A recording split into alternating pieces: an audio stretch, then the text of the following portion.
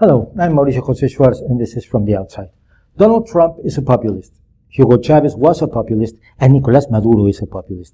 Recep Tayyip Erdogan is a populist, and so are Marine Le Pen, Nigel Farage, Pablo Iglesias, Rodrigo Duterte, and Evo Morales, among many others. How is it possible for all these leaders, some democratic, some not, some left-wing, some right-wing, to all be populists? This is because populism is not a political ideology, a set of aims or objectives. It's a political tactic, a technique that can be learned and that has been the subject of theoretical analysis both on the left and on the right. Originally, populism only meant policies that were designed for the benefit of the people, of the majority, as opposed to policies that served basically the elite or the powerful.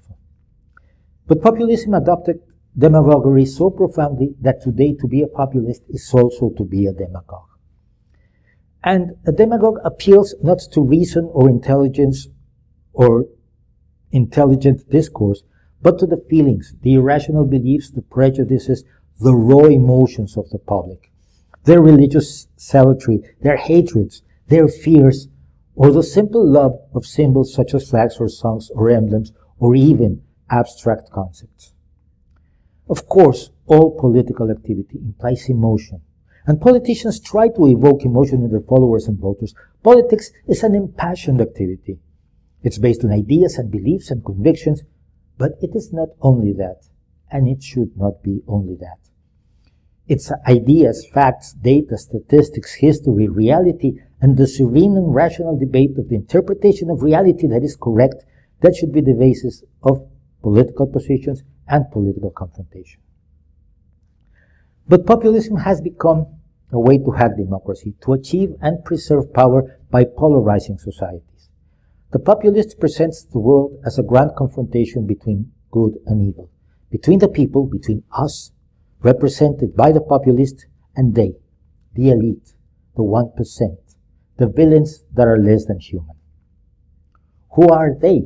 The populist can choose specific ethnic groups, the rich, the poor, businessmen, immigrants, labor, atheists, practitioners of any religion, socialists, liberals, conservatives, capitalists, homosexuals, women, men, the press. The list is endless. This grandiose battle between the forces of light and those of darkness, think of how Steve Bannon explains the world in the manner of the Lord of the Rings, makes any understanding with political adversaries impossible.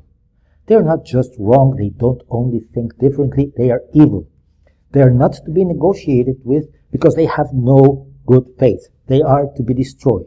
They are, in the words of Donald Trump and many secretaries of communist parties in the past, the enemies of the people.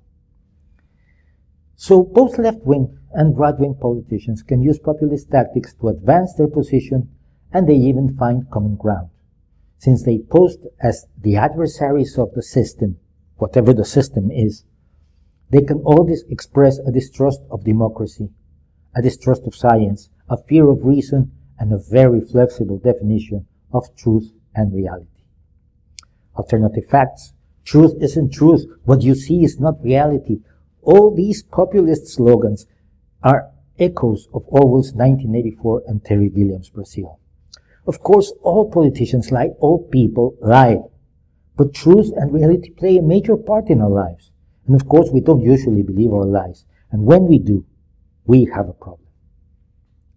Since the populist is the representative of everything that is good in the people, populism tends towards authoritarianism, be it on the left or on the right. Both left-wing and right-wing populists oppose, for instance, the European Union and lately free trade. They all seem to like Vladimir Putin very much, and they only like elections when they win, and then they try to dispense with them. The only way to fight populism is by using reason, facts, data, knowledge, and the ultimate failure that has always been the destiny of populist leaders. We cannot fall into the temptation of using populist tactics against populists, because it means validating their disdain of intelligence and truth. Defeating them by using the weapons of the Enlightenment that they ultimately hate and that they ultimately oppose, is our best hope as a species, as the political animal, as Aristotle would define us.